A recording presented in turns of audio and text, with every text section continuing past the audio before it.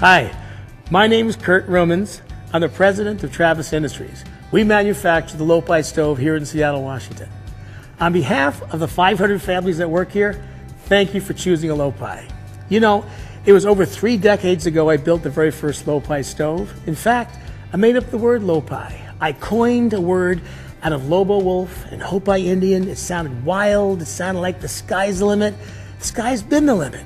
Over 1.5 million families in North America have chosen the Lopi stove for their home.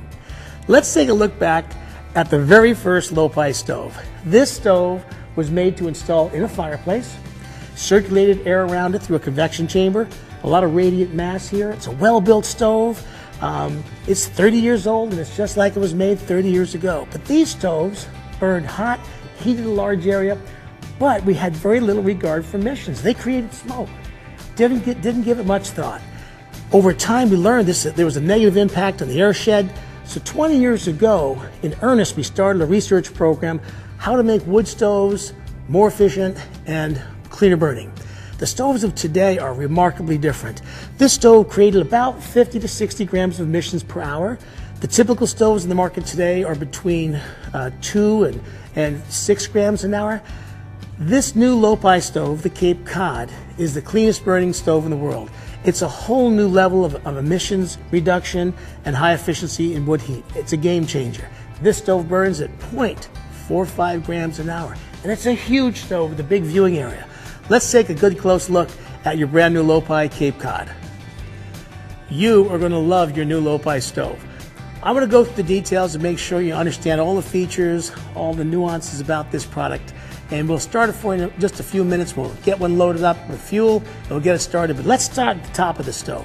Up here we've got a cast iron flue collar. We'll take a single wall pipe or double wall connector. A double wall connector, if you can imagine, it's 2 walls, so it's not radiating as much energy to allow us to get the stove pretty close to a combustible wall. So if you don't have brick or if you don't have stone on the wall, you can put this up 11 inches with a double wall connector. You can put this 11 inches away from a combustible surface. The stove itself, the biggest impact of this stove is the beauty of it. You're looking at the proportionality, the fit, the finish, the depth, the width, the height, the size of the glass. It is one of the most beautiful stoves ever made. It's got a serpentine flow to the front of it. It curves in, comes back, comes out, and goes back in. And again, the choice of moldings, it's exquisite. This stove was co-designed with a couple designers out of Vermont, Vance Smith and Al Wilker.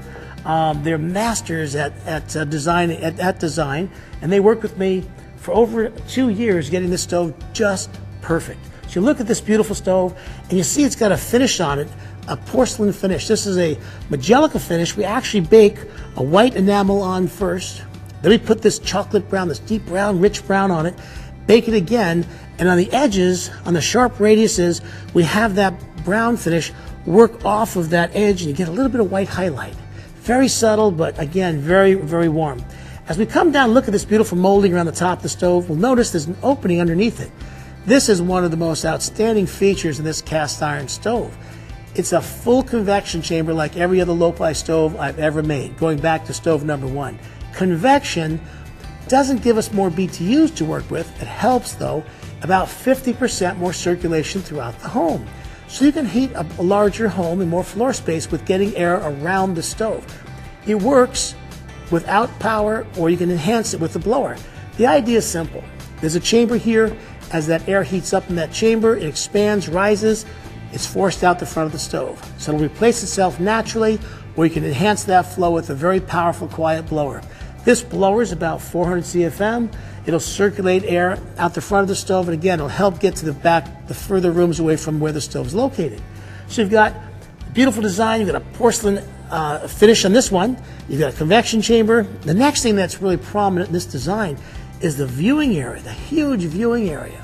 You've got, it's like an open fireplace. This should be a freestanding fireplace, not a stove. Think of this as a fireplace, not a stove. And you have a viewing area this large, you've got to have some technology to keep that glass clean.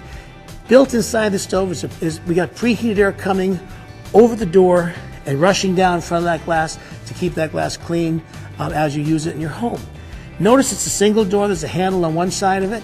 Hinges are concealed behind the molding detail on the other side, but this opens up easily. Swings wide open for easy fuel loading. A couple of andirons will keep logs from rolling out onto the hearth. Huge firebox capacity. You see it's all fire brick lined in there for durability. It helps keep the temperatures up. And let me talk just for a moment about how this stove works. We said earlier this is the hybrid fire stove.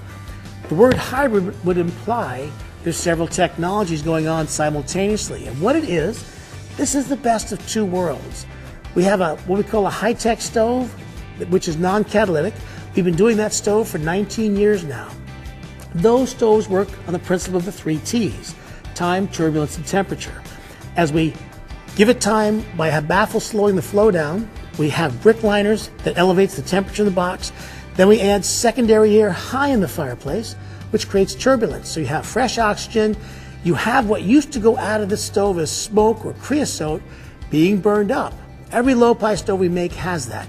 This one has that. In addition, it has a catalytic combustor up high in the stove to reburn or assist in burning anything that didn't get burned up in that secondary stage. So there's 3 levels of burn in this hybrid stove. That's what gets our emissions down to under a gram.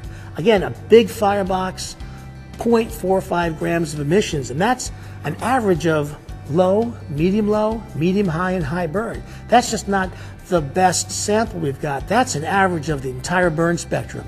So this is an EPA certified stove, and again, it is the cleanest burning stove ever tested.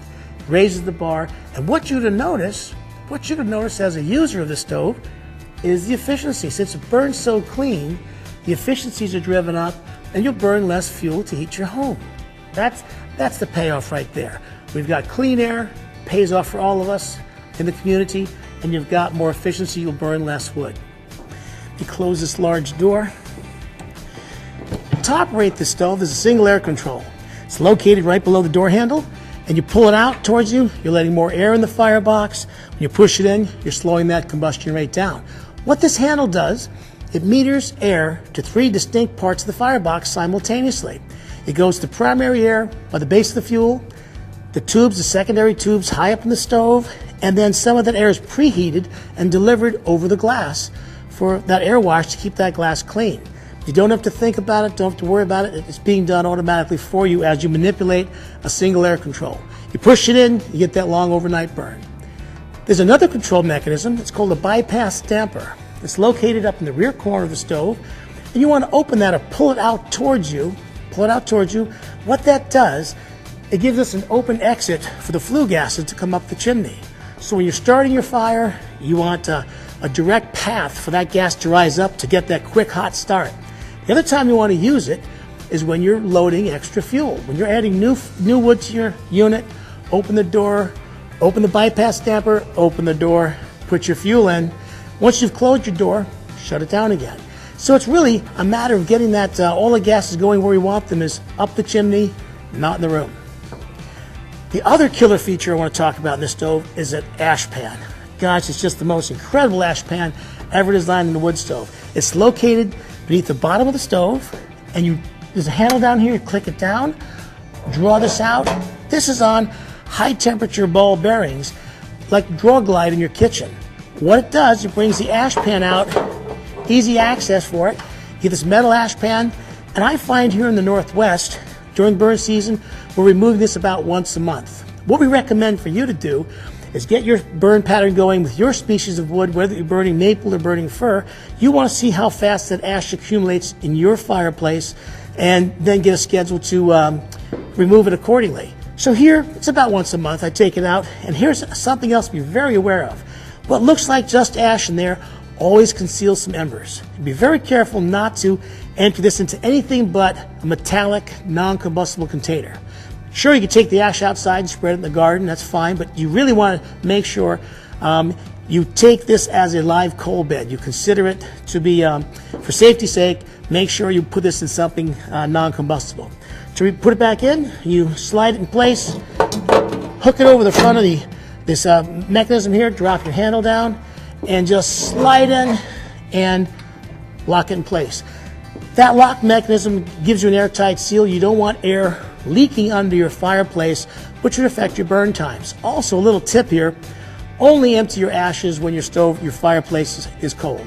You never want to do that when you have the fuel in the unit's burning.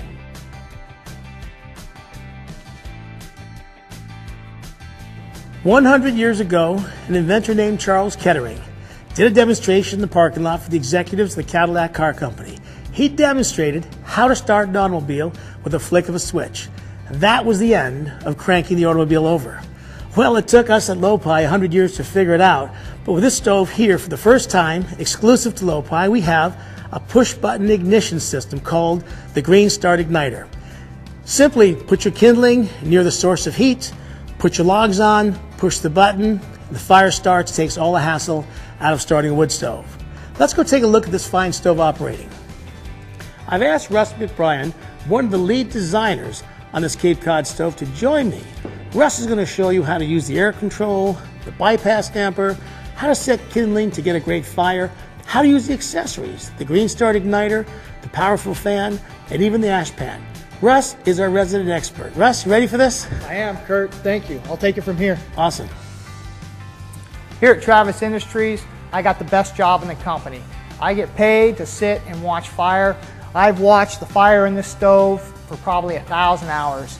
I'm excited about showing you guys all the great features on this stove. Right now we're going to talk about the best innovation in wood stove technology in the last 100 years. This is the push button Green Start. It works through an igniter system that blows hot air onto the wood and lights the fire. If you look right back here, there's the end of the igniter, and what I'm going to do is show you how to stack the wood on that igniter to get a nice effective start. So what I'm going to start is by putting a piece of wood square across the bottom, flat, and then I'm going to take some small kindling, and the key to get a good fire going is to get some wood right in front of that igniter. You want the igniter it blows out hot air over the wood at 1400 degrees and lights it on fire. So you want the wood to be placed directly in front of the igniter so the hot air will blow along the length of the wood. So if I just stick some of my small kindling in here right on that igniter and get enough in there so when it catches fire we'll have enough to keep everything going. And then after that, you're going to want to completely fill your stove with a full load of wood so you don't have to tend it after we start it until it's time to load it again. So I'm going to stick some more wood right here on top of that in front of the igniter. So the key to get a good wood stove or a good fire going in your wood stove is spacing between wood. You need some smaller pieces of wood, but it's crucial to leave an inch or two of spacing in between the wood so as it catches fire, the heat from the fire on both pieces of the wood can build the fire and spread it throughout the box. So smaller, and as I load the wood up fuller, I'm going to use bigger and bigger pieces of wood.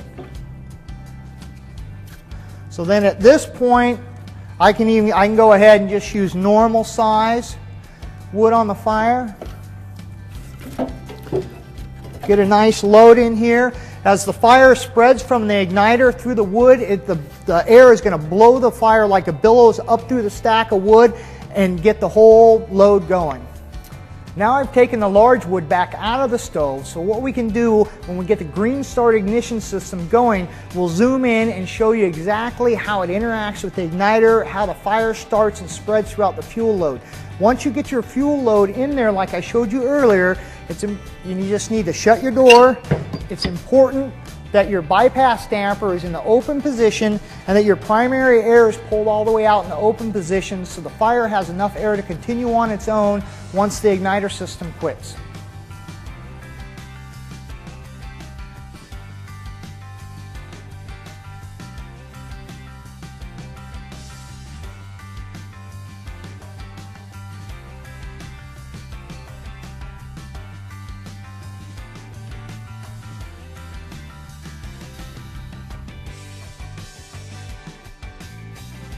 That Green Start ignition system, that was easy, wasn't it? For those of you who are not going to buy the Green Start ignition system, there are several ways to start a fire. Everybody's going to develop their individual strategy on how to get a good fire in their stove. There's the TP method, the tic-tac-toe method, the top-down method. There's also some instructions in the manual about getting your fire going. So I'm going to demonstrate a traditional, what we call the top-down method. And what I do is I put some big pieces of wood in the bottom of the fireplace and make sort of a bowl that we fill with paper and kindling, and then build the fire up from there. So I'm going to take the first piece of wood and put it horizontal back across the rear of the stove. And then the next two, I'll just kind of enclose it and make a bowl. And the reason I put the rear piece of wood horizontal across the back is because in all Travis Industries stoves, right here there's a primary air orifice that introduces air into the bottom of the fire. This is crucial for startup. Once your fire is established, you got a nice coal bed, you can load your wood right on top of that. That's not going to matter. But for startup, when the fire's going, it's crucial that we have air delivered underneath the fire to blow up between it and spread it throughout your load of wood. So it's important with paper too. Newspaper, color print on your regular newspaper, that's going to be fine, but you want to stay away from the really glossy print papers that you get in the advertisements. The more ink, the worse it is. So stay away from the glossy stuff. Your regular newspaper, that's just fine.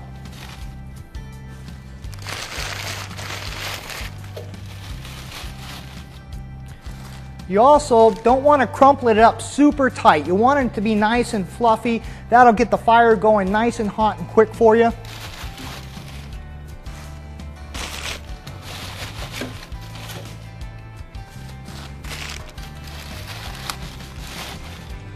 So the better you get at lighting your fire, the less newspaper and kindling you'll have to use. What you're going to want on top of your newspaper is some really small kindling. And it's really not important on how you put it in here, except that you want air between all the wood, so the fire and the fire can burn up through the pieces of wood and catch everything on fire. If you have it stacked in there nice and tight, you're just going to get fire on the outside and it's not going to spread very well. So I usually just put one layer of wood down, then change your direction 90 degrees or so, run another layer down. And like I said, the most important part is that you have spacing in between your wood.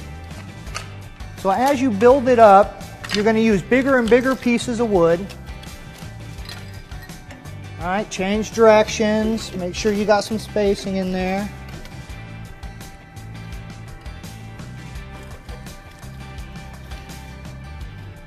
And then just like with the green start, once you get your fire going in here, you don't want to have to open the door and reload it really quick. So you want to go ahead and fill your fireplace up with wood.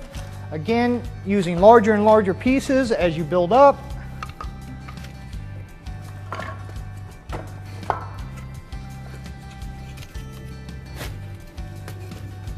The spacing again, you can see how I'm leaving the wood spaced apart. You can even put some bigger pieces over here on the side, so as it burns down, they'll fall on top of the fire. So that's a pretty good starter load right there. And what you're going to do is light the fire right here at the front, usually over on this side. Once the fire or the paper is lit, what we'll do is shut the door, and there's a little secret to this. If you leave the handle down, the latch will catch, and that'll give us an air opening or a crack along this side of the door. Now the fire is based on a draft. The hotter the chimney is, the more air it's going to suck in. So as the stove heats up, it's going to pull air in here and fan the fire from this side all the way through and throughout the load. Now it's time to light your stove. A couple more things. Make sure that your primary air is pulled all the way open and your bypass damper is pulled out to allow a straight draft up the chimney for your flue gases.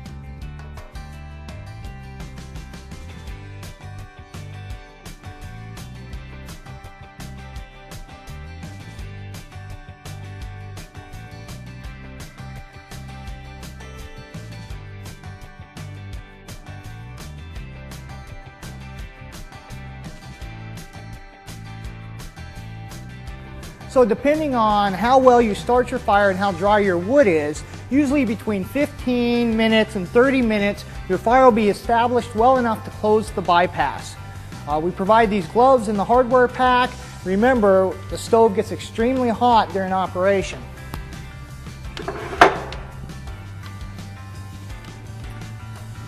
Also is the primary air control, which is located right down here underneath the door handle. Right now, it's pulled fully out, which is a high burn or wide open air.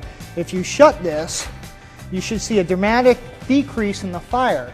So we use this for overnight burns and slower burn rates. So at this point, our fire is still getting established, so I'm going to open it back up.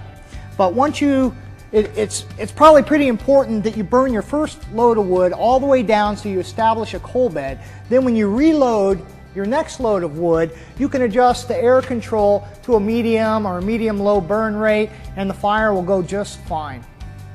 For an overnight burn, you're going to want to fill your stove completely full of wood and burn it on high for at least 15 minutes. You want all that wood in there on fire, nice and hot, so when you shut it down, it continues to burn and the secondary combustion system in the stove continues to work all night. So in the morning after an overnight burn, it's going to be normal for your glass to be dark. The primary air, or the air wash, which keeps the glass clean during a high burn, is controlled by your primary air control. So during an overnight burn, when you shut down the primary air to burn your wood nice and slow, you diminish the air wash. So when your glass is dark, that's normal. The stove has its own ability to clean the glass. The heat from the fire will burn all that stuff off the glass, but it needs to be really hot. So build a nice hot fire in the morning, run it on high, burn it down. It should clean your glass right up for you. What we have is a Convection cast iron stove. This has two tops on it. It has a convection top and an inner top. This is the fan we put on the back of the stove. It's a 400 CFM fan and will deliver air up the back, over the top, and into the house. If you choose not to buy the fan, the stove will produce natural convection heat all on its own. Just because of the heat of the stove, it'll draw the air up the back and out the front. We strongly advocate that you buy a blower for this stove. You'll get way more heat into your house through the distribution of the airflow. Now here's a meter that shows us feet per minute in airflow. If we put this right above that, we should get some slight airflow that just due to the heat of the stove itself. Right now the blower's off. So we get about 43, well, up to 87 feet per minute of airflow on this stove.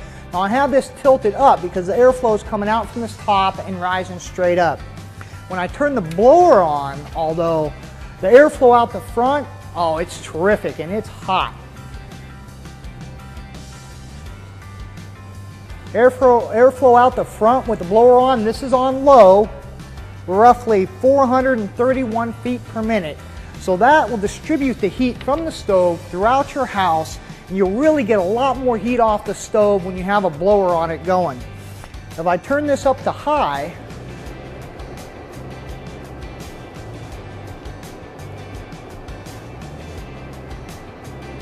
can you see that? 830 feet per minute of airflow coming out this, and it's burning my fingers. I'm telling you, this stove is a workhorse. We're so excited about it.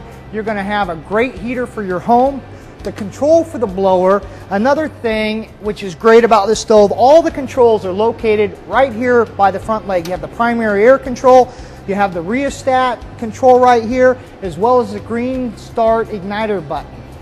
Let's talk about wood for a moment. Dry wood is crucial to get good heat output from your stove. We're going to include a moisture meter in your stove so you can measure at home the content of moisture within your wood. 15 to 20% optimal moisture content of your wood. Fresh cut wood can be up to 50% moisture, and that's by mass. So up to 50% the weight of this wood could be water, and that's going to rob energy from your stove and your house. What you want to do to measure the moisture content of your wood is take a piece of wood and split it in half. The inside of the wood is going to give you an accurate measurement of how much moisture is within this piece of wood as it burns. When you insert your moisture meter into the wood, you're going to want to run the pins with the grain. So we put it in here, The moisture meter has a low and a high scale on it. The low scale just got pegged out, so I'm going to go to the high scale. The high scale is 18%. So the inside of this wood is 18% of moisture content. The outside of this piece of wood, let's go ahead and test that. I push the high button and I'm getting no lights on the scale. So that means I got to go to the low scale. I push the low scale and we're at 14%. So that was a 4% difference between the outside of this piece of wood and the inside of this piece of wood. Remember, dry wood is crucial to getting heat out of your stove. Hopefully this DVD has been very helpful in understanding how to get the most out of your new Lopi stove. On a personal note, if you're ever in the Northwest, please stop by, give us a call, stop by, visit. I'd love to show you how your stove is made. We have an 11-acre building that's 11 acres indoors. And we'd love to take you through, show you from start to finish how these beautiful stoves are made. And we're always good for lunch. Listen, thank you so much for choosing Lopi. Stay warm out there. Here in New England, the fireplace is the focal point of every home. At Dean Stove and Spa, you can see Southern New England's largest display of high-performance fireplaces, over 200 in operation. Traditional or contemporary, small or large, new construction or fireplace replacement. If you like factory direct pricing, if you like sales, service, and installation all in one place, if you demand more than standard, then come to Dean Stove and Spa in the Plantsville section of Southington.